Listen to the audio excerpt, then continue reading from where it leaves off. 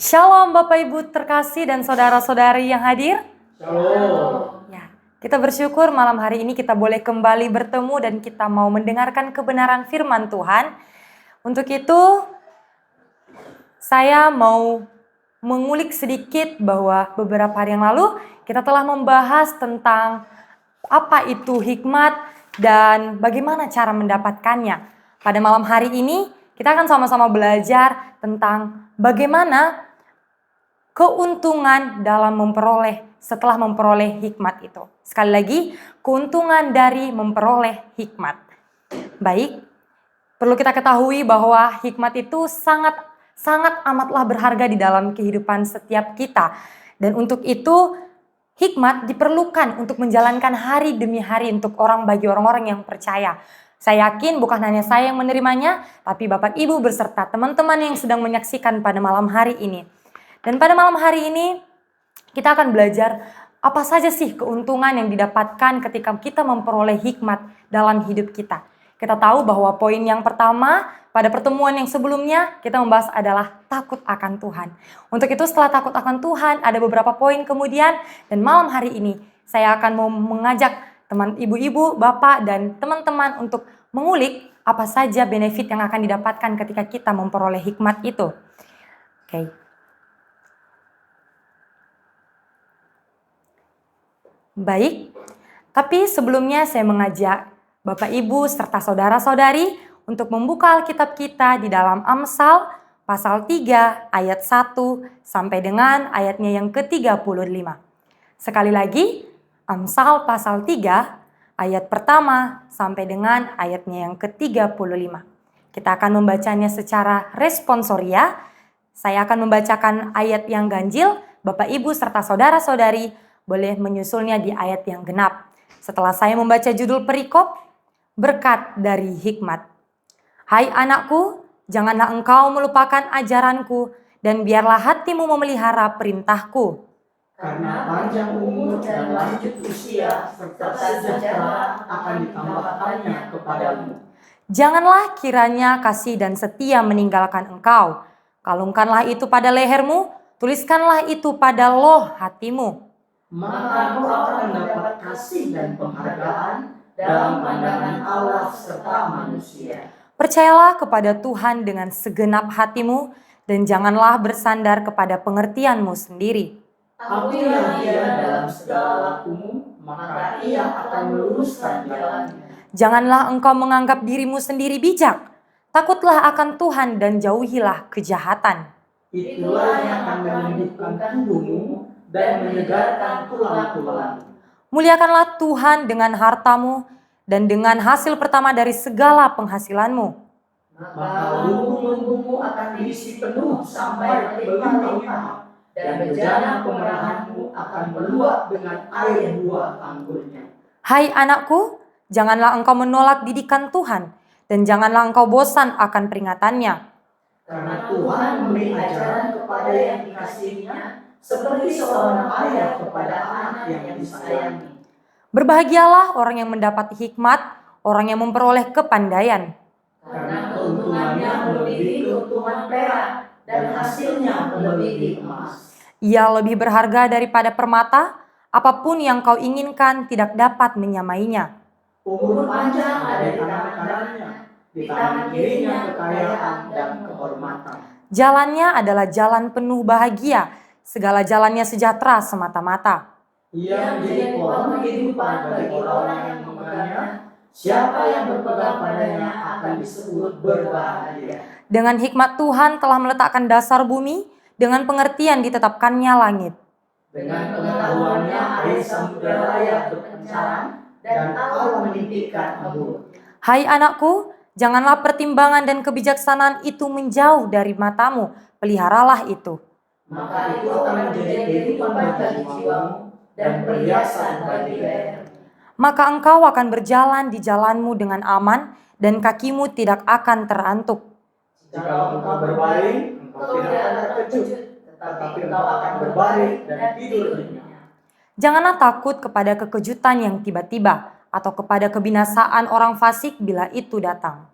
Karena Tuhanlah yang akan menjadi sandaranmu, dan akan menghindarkan hatimu dari jahat. Anjuran untuk berbuat baik.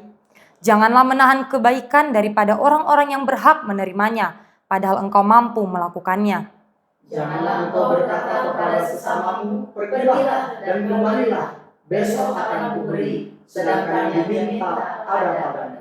Janganlah merencanakan kejahatan terhadap sesamamu, sedangkan tanpa curiga ia tinggal bersama-sama dengan engkau. Janganlah bertengkar tidak semena-mena dengan seseorang, jikalau ia tidak berbuat jahat kepadamu. Janganlah iri hati kepada orang yang melakukan kelaliman, dan janganlah memilih satu pun dari jalannya. Karena orang yang sesat adalah kekejian bagi Tuhan, tetapi dengan orang yang jujur ia bergaul erat.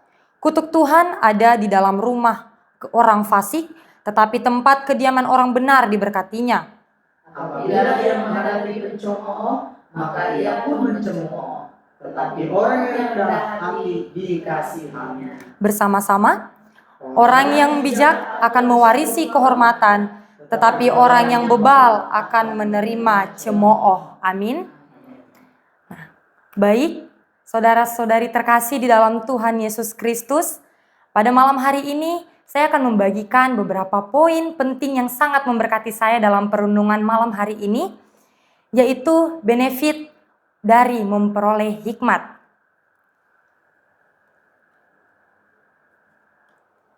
Saya akan membagikannya dalam poin yang pertama. Apa sih benefit yang pertama ketika kita memperoleh hikmat? Benefit yang pertama ialah kebahagiaan sejati. Terdapat di dalam Amsal pasal 3 ayat 13 sampai yang ke-15. Saya bacakan.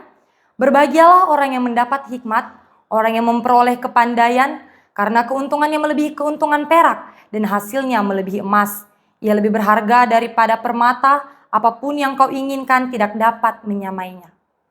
Nah, dalam hal ini, Amsal menegaskan bahwa orang yang memperoleh hikmat adalah orang yang sangat berbahagia.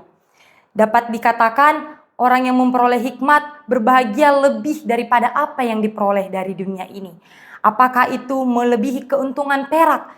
Bahkan dikatakan hasilnya melebihi emas. Siapa sih di antara kita yang tidak suka emas? Kita tahu bahwa emas adalah barang berharga, perak adalah barang berharga. Jika dijual, maka harganya bisa jauh lebih tinggi dibandingkan barang-barang yang lain dibandingkan emas. Tapi Alkitab menegaskan bahwa yang berharga itu bukan hanya sekedar barang-barang fana, tapi adalah hikmat yang diperoleh daripada Tuhan, teman-teman. Kebahagiaan yang didapatkan atau kebahagiaan yang diperoleh itu adalah kebahagiaan yang sejati, yang datang dari Tuhan, bukan berasal dari dalam diri kita sendiri, dan tidak bergantung pada keadaan luar. Hikmat memberikan perspektif yang tepat tentang kehidupan, sehingga orang yang berhikmat mampu menghadapi berbagai situasi dengan ketenangan dan keteguhan hati. Hikmat juga membantu orang untuk memahami dan menjalankan kehendak Tuhan, yang merupakan sumber kebahagiaan sejati. Hikmat memberikan nilai yang jauh lebih tinggi dan tidak ternilai dibandingkan dengan harta benda duniawi. Jadi teman-teman, perlu kita meminta pertolongan Tuhan untuk diberikan hikmat, karena kita tahu bahwa apa yang kita miliki di dunia saat ini itu tidak jauh lebih berharga dibandingkan hikmat yang Allah percayakan kepada kita, orang-orang yang percaya dan mau menerimanya.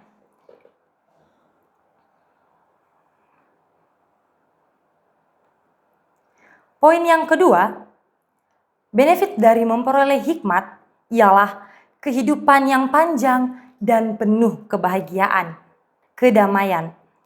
Sekali lagi, kehidupan yang panjang dan penuh kedamaian terdapat di dalam Amsal pasal 3 ayat 16 sampai 18. Umur panjang ada di tangan kanannya, di tangan kirinya kekayaan dan kehormatan. Jalannya adalah jalan penuh bahagia, segala jalannya sejahtera semata-mata. Ia menjadi pohon kehidupan bagi orang yang memegangnya. Siapa yang berpegang padanya akan disebut berbahagia. Dalam ayat yang ke-16 menjanjikan bahwa orang yang berhikmat akan dianugerahkan umur yang panjang, bahkan kekayaan dan kehormatan.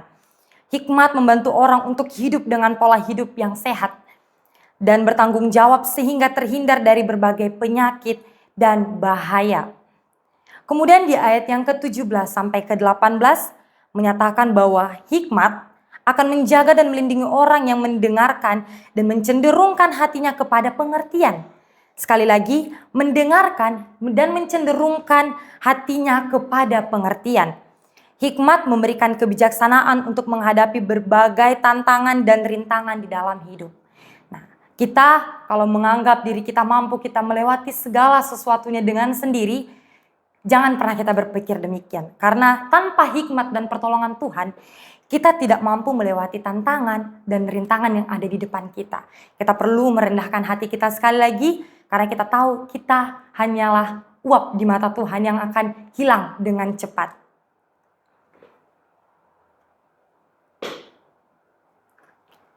Poin yang ketiga teman-teman, yaitu memperindah kehidupan.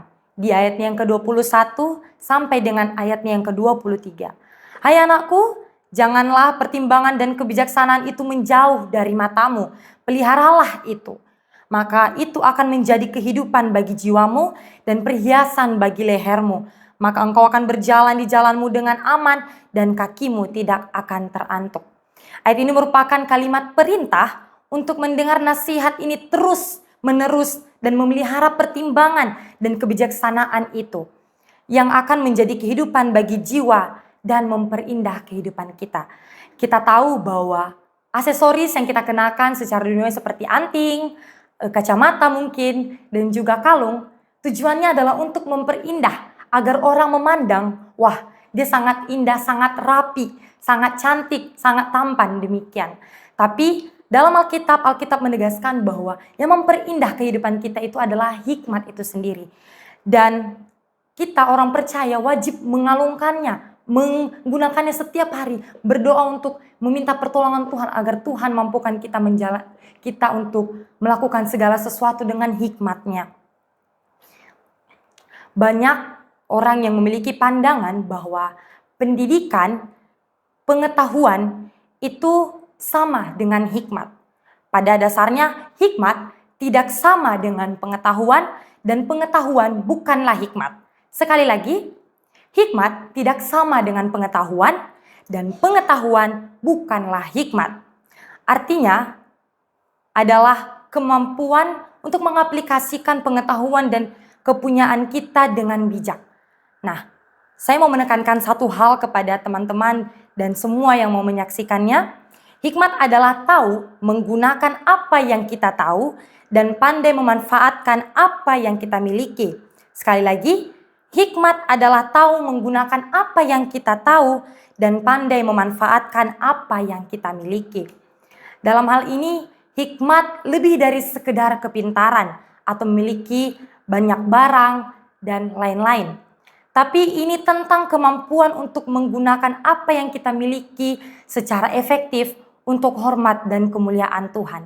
Saya tekankan sekali lagi, artinya adalah kemampuan untuk mengaplikasikan pengetahuan dan kepunyaan kita dengan bijak. Jadi apa yang kita miliki kita harus dengan bijak menggunakan, dan dengan penuh hikmat Tuhan kita meminta pertolongan Tuhan untuk memampukan kita menjalankan, mengaplikasikan pengetahuan ini. Hikmat lebih dari sekedar kepintaran atau memiliki banyak barang. Ini tentang kemampuan untuk menggunakan apa yang kita miliki secara efektif untuk hormat dan kemuliaan Tuhan Yesus Kristus. Nah, jadi harus tetap diperhatikan teman-teman dengan teliti bahwa hikmat tidak hanya dapat sekedar kita anggap remeh, tapi hikmat begitu sangat berharga.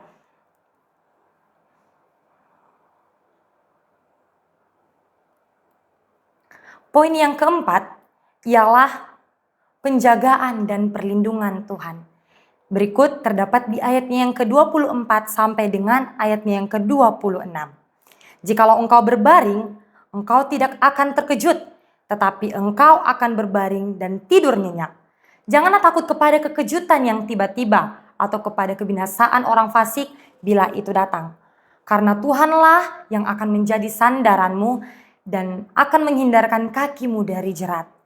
Nah, jadi ya teman-teman, bukan hanya sekedar memperoleh kebahagiaan, kehidupan yang panjang, umur yang panjang, dan hidup yang penuh kedamaian serta memperindah kehidupan kita. Tapi dari benefit dari kita memperoleh hikmat ialah kita mendapat penjagaan dan perlindungan dari Tuhan.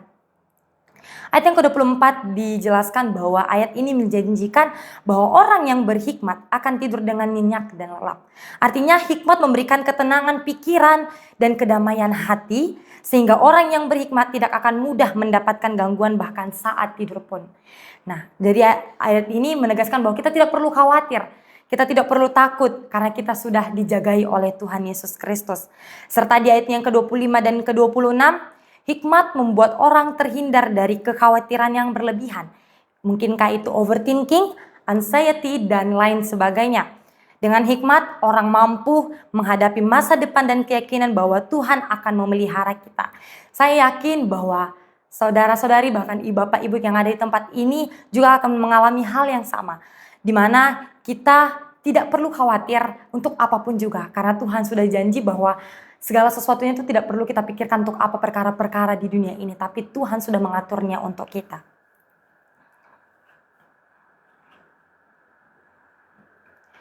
Kesimpulannya bagi kita ialah hikmat begitu sangat berharga dari segala apapun yang ada di dunia. Kebahagiaan sejati, kehidupan yang panjang dan penuh kedamaian, memperindah kehidupan, serta penjagaan dan perlindungan Tuhan. Hikmat adalah tahu menggunakan apa yang kita tahu dan pandai memanfaatkan apa yang kita miliki. Demikian kebenaran firman Tuhan. Kiranya firman Tuhan ini dapat memberkati saya, saudara-saudari, bahkan bapak ibu yang ada di tempat ini, untuk kita boleh tahu apa manfaat dari memperoleh hikmat itu, agar kita terus semakin mau mencari dan memohon hikmat itu daripada Tuhan. Demikian kebenaran firman Tuhan. Saya mengajak kita semua untuk berdoa. Mari kita berdoa. Bapa yang baik, Bapa yang penuh kasih, Bapa yang mulia, kami bersyukur malam hari ini kami boleh mendengarkan kebenaran firman-Mu. Kami bersyukur kami boleh tahu Bapa apa saja keuntungan yang kami peroleh ketika kami mendapatkan hikmat daripada-Mu. Ajari dan tuntun kami Tuhan untuk melakukannya. Dan kami Tuhan mau dituntun oleh Roh Kudus-Mu, sehingga kami melakukannya bersama-sama dengan Roh Kudus dan Bapa yang menuntun kami. Sehingga Tuhan kami tidak hanya menjadi seorang pendengar saja, tapi kami dapat boleh melakukannya, membagikannya bagi sesama kami, dan dapat menjadi tiang dan garam bagi orang-orang di sekeliling kami. Terima kasih Tuhan, terima kasih. Berikan kami hikmat kebijaksanaan Tuhan untuk melakukan segala tugas dan tanggung jawab dalam hidup kami Bapa, sehingga yang kami lakukan berkenan di hadapan-Mu.